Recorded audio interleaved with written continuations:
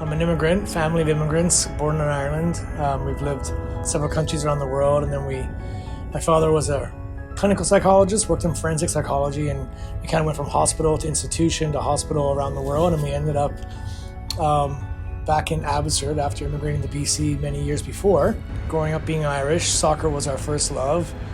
So we were, playing lots of sports here in Abbotsford, club level, and then it wasn't until Abbotsford Senior Secondary that I got an opportunity to play football for the first time. So there was an announcement at school asking for any soccer players to show up. The team needed a punter, and I had no idea what I was doing. Showed up, kicked the ball higher and further than everybody else, and I guess you say the rest is history. When I played junior football with the Abbotsford Air Force, a man by the name of Jerry Mullis, who went on to have a long career in coaching. He just retired a couple of years ago.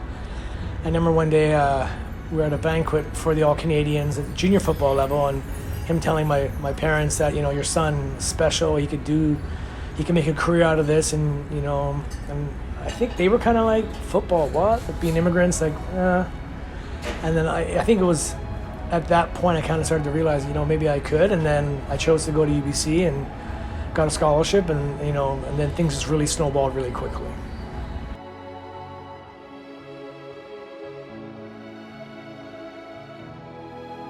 To leave college early and to get drafted and make a team and beat out a veteran and win the job and then go all the way and win it all was quite the roller coaster ride. And so that first year was really special because it was an extension of college.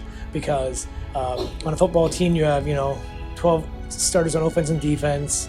You're a special teamer, so you got about a 26-man roster of starters, and of that 26-man roster, 13 were like myself. We were first-year players in the CFL. Yeah, we were 8-1 down the stretch, with 3 playoff wins, being the third one being the Grey Cup. So it's like any team sport or sports in general. It's not how you start, it's how you finish.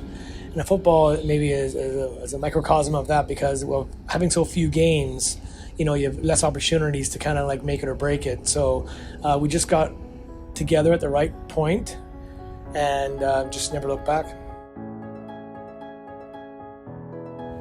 So when I had the opportunity to come and play in BC and follow Waddy Blano, who is now here, the manager after me in Calgary, it was an awesome opportunity to come play back in your home province. This is the province where I started all my football from high school to junior to university, now professional. So, I would have played at all levels. So that was quite the, the opportunity, and I was really eager for that.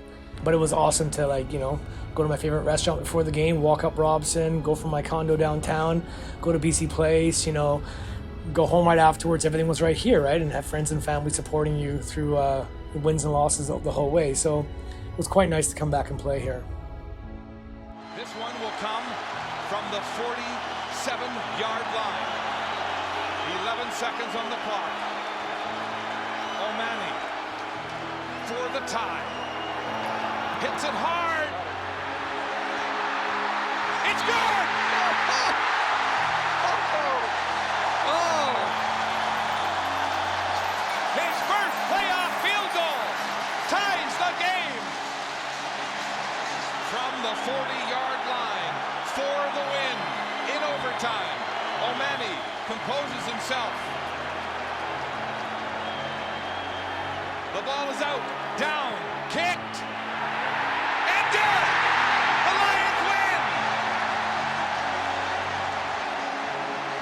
I had no doubt in my mind, but I think a lot of people around me did because I hadn't had that opportunity under that so-called pressure and lights to perform.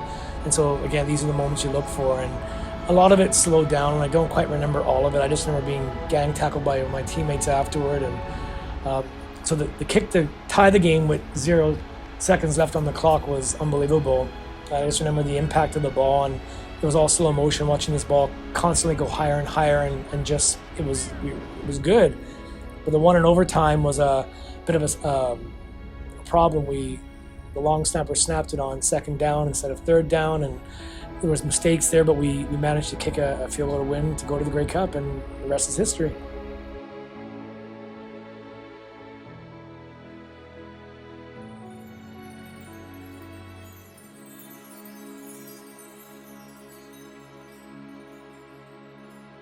So working in the field of mental health, and more specifically with, suicidal, homicidal kids, we have these children that are quite vulnerable, and I have a skill set to connect with them and help them in these most problematic times. And you know, that wasn't just enough for me. And like I said, that pursuit of excellence and how I carry myself, I noticed that there was a niche of athletes that are, you know, not getting the support they need, and we're seeing more and more mental health and some emerging mental illness in athletes because of the pressures and the demands and the stress that people are experiencing at a younger age, not just professional, but college, high school, and younger. So it's unfortunate there's a plethora of work out there, but I'm just glad that I have an opportunity, and you know, I'm blessed to be able to help these kids in these most vulnerable moments.